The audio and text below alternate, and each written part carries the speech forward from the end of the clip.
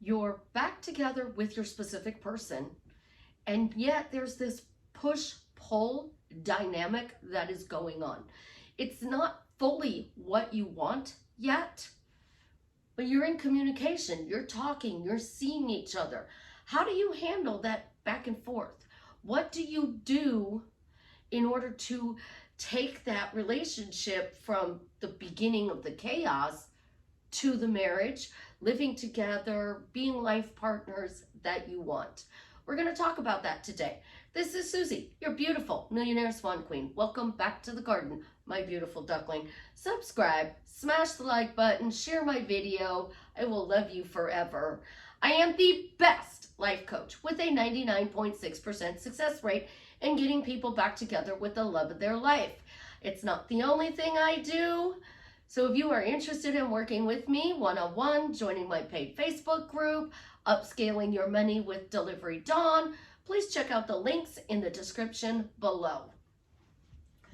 So you are in this, I got contact, we have texted each other, we might have even gone out on a date or two, we might have gone out on 3 dates, and then all of a sudden they go quiet for a couple of days. And then you talk to them after a couple of days, and all of a sudden they're saying, well, I'm not texting because I've been busy, and they explain they've been busy with work or something else, but that wasn't in effect earlier. They tell you the third party and them are not getting along, and you are standing face to face with this person, the love of your life, the person you want to be with, and you're like, what am I supposed to say? What am I supposed to do? So I want y'all to take a step back, and I want you to think of this as a contract. And contract negotiations are chaotic. So what are your boundaries? That is a contract negotiation. What are you willing to accept? Breadcrumbing. What is acceptable in this stage for you? Yes, it is completely, utterly possible that you can get back together with them and be inseparable and marry them. But for a lot of people, that's not true. It's this push-pull, especially when there's a third party. So this is what we have to do. We have to step back. We have to embrace the chaos. Literally, we have to thank the chaos. You're quiet for a couple of days. Thank you, chaos. You're moving things out of my way to allow this relationship to come to its full manifestation. So they're not talking to you for a couple of days. Your initial thought is, I'm being ghosted. It's why I hate the word ghosting. You're initially saying they're ignoring you. Well, we are in a cell phone era. In the 80s, the 90s, we didn't have these cell phones right away to grab and talk to this person. We couldn't just text them or call them. We had to pick up the house phone. We had to go by their house. We had to go to the bowling alley. We had to go to the club, the Moose Lodge, the VFW post, wherever they were hanging out. We had to go to those places to be able to bump into them. So we looked like stalkers, but we really weren't stalkers. We truly, truly weren't. We were people that were working towards a relationship. So number one, are you prepared for them to move in? Are you prepared to marry them? Are you prepared to introduce yourself to the world as their life partner? Number two, being prepared for this relationship doesn't always mean I have to clean out my closet, doesn't mean you have to move. It means you don't mess with the how. How is this going to happen? So you will live in an apartment like I do. The apartment doesn't accept pets, and your person has a pet. Excuse me. All of a sudden, well, what am I going to do with their pet? What am I going to do with their pet? They move in right now because they're telling me they're going to move in the middle of this chaos. But what do I do because the pet is in the way? I'm not going to ask them to give up the pet. I want them to bring their pet. But what am I going to tell my landlord? Well, my lease is only so much longer. You know, we could always move. She could move out of their house. Stop that. That is a how. And it is not your way to figure out how at this time. It is your way to figure out your end. So your end goal is what you are focusing on. These things in the middle are the contract negotiations being played out. So they tell you, the third party and I had a fight last night. I don't know how much longer I can put up with them. I might be calling you. You're like, okay, why do you call me? Because I bring you peace. Bring your laundry.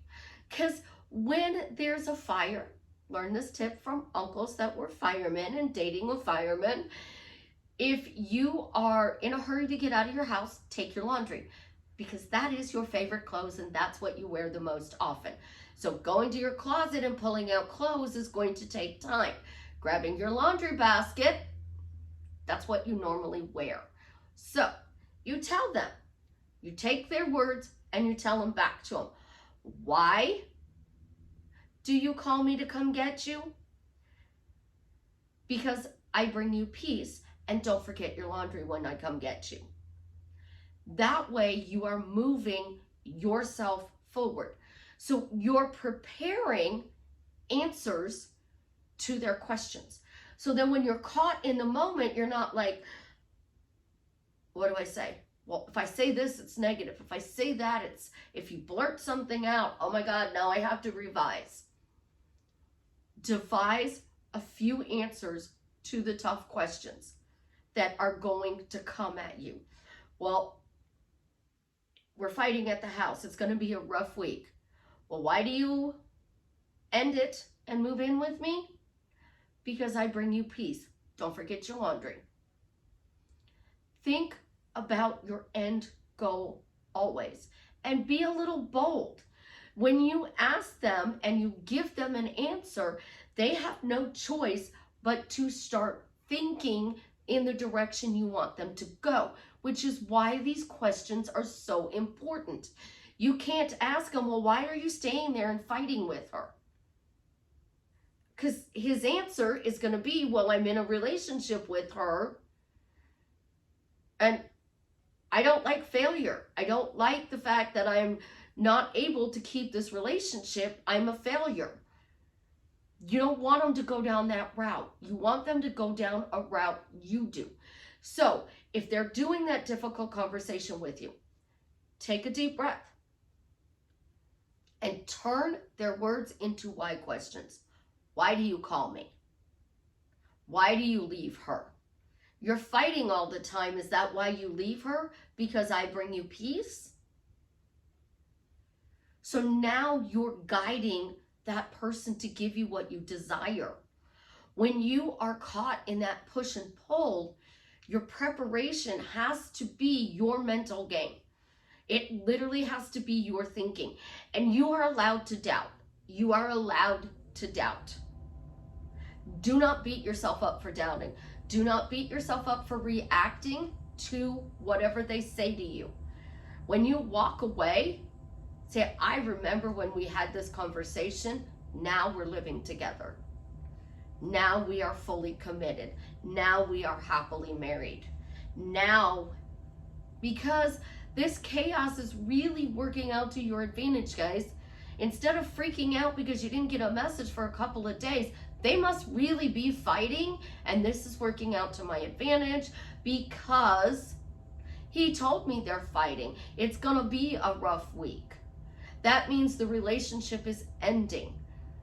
And a lot of you are getting back a partner that you have children with, somebody who you've dated in the past that has come back into your life. And I tell you guys all the time, free will is what you want. What are you giving them the free will to do? Are you giving them the free will to stay with this person, or are you giving them the free will to pick you? The reason I don't say they have no free will is because When they don't do something that you like, you think you manifested wrong. But if you look at free will in the opposite way, I'm giving you the freedom to spoil me. So if you spoil me, you're going to go to Starbucks this morning on your way over, or you're going to go to Seven Brews because those are a block from my home. I don't have a Dunkin' Donuts yet, but I will get a Dunkin' Donuts. I don't know how, but somehow, some way, with all the rebuilding we're still doing, Dunkin' Donuts will come into my town. So you are focusing on bringing in. So you're taking your 5D and you're bringing it down to 3D because you're asking the right questions. And the more you can ask that question of your partner, the person you want to be with, you're being bold. And again, I'm going to explain when I say typically 3 to 6 months, you are learning a new role. And I don't care, you're like, well, I've been his girlfriend in the past, she's been my wife in the past. I don't care. You are recreating the relationship to be better and more beautiful. It is a new role, and you have to practice that role. And sometimes in practicing that role, you slip out of the new character. We all love Johnny Depp and Captain Jack Sparrow. He didn't show up on set on day one, know the walk, know the accent, and every phrase that he was supposed to say in the dialogue. He had to practice it. And guess what? He practiced it out loud. Imagine Johnny Depp, I'm going to paint you a picture here, has a swimming pool in his backyard. And on his swimming pool, he has a diving board. And he gets a plank and he lays it on the diving board to the other side of the pool, just, the diving board to the short side of the pool over here. And he has to practice that walk down the plank, and he has to do the character and the way it walks, and he's doing this, and he falls in the pool. He gets up, he does it again, and he falls in the pool. He gets up, he does it perfectly 3 times. He goes to do it the 4th time. The board slips. He falls into the pool. Now, he is perfectly safe. I'm not putting him in a situation where he wouldn't be, but he's practicing walking that plank. Because he's practicing, he's actually doing it over his pool. In reality, it might be on a sound stage with a green screen, so there really is no water underneath him. But he's in character, and he's supposed to be walking the plank across the water. That is what you are learning to do. And you are learning to do it perfectly every single time. Well, perfect is one of my potty words. So we're not going to be perfect every single time. I wear heels. When I first learned how to wear heels, my mother-in-law said, if you're going to wear those, you have to learn to walk in them. So she told me, square your shoulders, boobs up, butt out, heel toe. Like, okay. And now she made me go walk up and down the street. One of my neighbors said, well, what are you doing? I said, Mom said if I'm going to wear heels, I have to learn how to walk in them. So they said, you're doing the runway strut. So my street became the runway strut. And my neighbors were like, go girl, that looks good. You got this. And they were cheering me on. So every time something's come into my life, it's because something outside of me helped bring it to me. So chaos is being thanked. The universe is being thanked because it's bringing you what you truly desire. This is the same thing with money, a job. You are struggling financially and you are worried about how this is going to come about. You've got to keep saying, thank you, the money showed up. Thank you, the money showed up. Thank you, the money showed up. Thank you that I've changed my money beliefs and money just flows to me. It's a better statement. Now, when you ask a why question, universe, why are you always bringing money to my plate? Because I said so. Because Susie said so. Because I'm spoiled. Because I love tiramisu. Little pieces of tiramisu were like $10. They probably went up with inflation, but a small piece of tiramisu, and that's small for a cake, is $10. So it makes you feel rich when you buy it. If you like some fancy dish, creme brulee, steak with some fancy sauce on it, you can tie those things to make you feel better. But this chaos, you're feeling awful. Chaos is great. It's wonderful. It's bringing me what I want in the quickest way possible. If you don't want chaos, that's where I tell you, you have to say it comes quickly, easily, and effortlessly in the most fun way. So your specific person shows up in a fun way, they're bringing their laundry basket to your front door.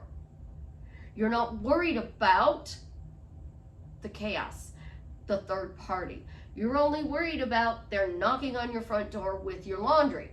Why do I not make that a scene? Why do I not make that a phrase? Because it's only one way they can show up. And just because they brought their laundry doesn't mean they're staying. That's why your end is so important. Why am I happily married to Jason Momoa? Because I love getting my nails done. I truly do. I love getting my nails done. And because I get my nails done, the universe delivered me Jason Momoa. Nails are done. Oh, look, Jason Momoa's here. My hands look so much prettier. Oh, yep, he's here because I get my nails done. He's here because I said so. He's here because he would add so much value to my life. That's not a good answer, because until they actually add that value to your life, well, what is that value your brain is thinking? But you start asking a better question with an answer, it has no choice but to show up. You're not creating the how. And I'll say it again. If you are creating everything in your reality, then when your nail breaks, you created that because you were imagining getting nail polish. My press-on nails, glue that they use, it's not very good, but they still stay on. They'll get me through whatever event I want to go through. My regular nails, every time I go to the nail shop, this is the best set ever. I love my nails. She does an amazing job. They look so feminine. They're awesome. The size, the shape, they're just beautiful. And they last forever. And I do that all the way driving to the shop. But then what happens? I'm changing chance, or I'm playing with him, and all of a sudden, ooh, a nail fingerprint's pushed back, and I'm like, oh, I hope it stays on. That's exactly what you're doing with your specific person. That's normal, guys. What's not normal is going, oh my God, this ruined my manifestation. It's not gonna happen. Oh, best friend, he ghosted me. Mom, he ghosted me. Oh my God, oh my coworkers, he ghosted me. Because you brought him in and then you pushed him away. You brought him in and you pushed him away. So a quick technique, I remember when. Neville Goddard said, you didn't like something, revise it with I remember when. I remember when we had that conversation and I was worried about the end.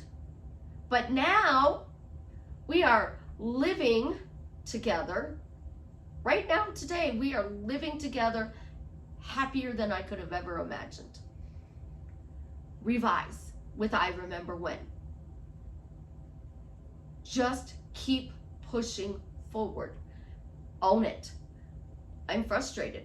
I didn't like the way the conversation went. There's some part of me that's enjoying this feeling of the push and pull. Take away its power. I remember when, or there's something about the situation that I like, I enjoy this feeling. You take away the power. And that's all you did when you were asleep. You took away the power of those bad thoughts. And you literally go, no, not gonna, not, no, no, no. So this person comes up and says, well, you know, I'm gonna have a rough week with my with my third party. Be like, you know, I'm really sorry, but why do you come to me now? Because I bring you peace. Don't forget your laundry. Why do you move in with me right now today? Because I bring you peace. Don't forget to bring your laundry.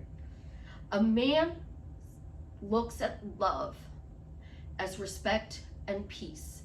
If you bring him peace, which means he walks through the door at the end of the day, he texts you, he calls you, you don't judge him, you're not yelling at him, you are listening to him, you make him feel internally good, you have their heart for life. Because when you bring peace to a man, that is the ultimate way of saying, I love you. When a man brings peace to you, you feel safe, you feel secure, you feel loved, you feel validated, you feel heard, and most of all, their presence is there for you. And when you have a problem, they listen. And sometimes they will just listen to you vent. Because I dated a guy and he would be like, how are you today? And I'm like, it's been a rough day, so tell me about it. And he would let me get it all out. And then he would ask, do you feel better? Or do you need me helping you to change it? I feel better. I don't see how we can change it because, you know, it's the workday drama. But if you have an idea, I'd love to hear it. So I could tell him about my day without him assuming that he automatically had to fix it. He would say, sometimes I just needed to let it out. And women need to talk to people. So you told him everything. That brought you peace. That brought you comfort. That brought you security. That brought you the feeling of value because he listened.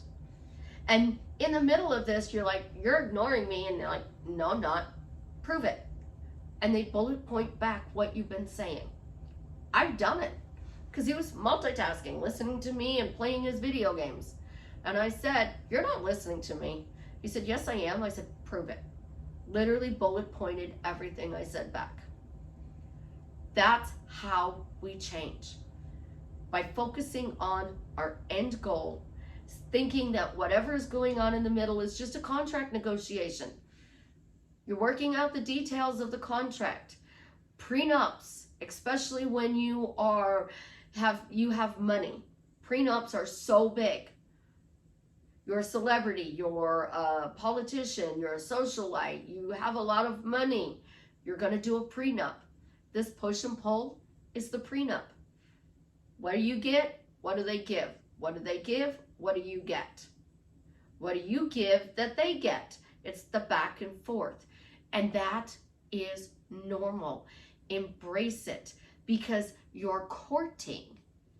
You are two people prepared to come together to be in a fully committed relationship or marriage. I hope this helps some of you who are struggling. If you have any other questions, leave a comment and I'll see about turning it into a video. I love you guys. Have an absolutely positively amazing day. And as always, leave me a comment and let me know how I am drastically changing your life for the better. See, me and the clicker, love-hate relationship, push-pull. We have this with everything, guys, not just our specific person. So look at it as a contract. I contract you to work. So yes, you work.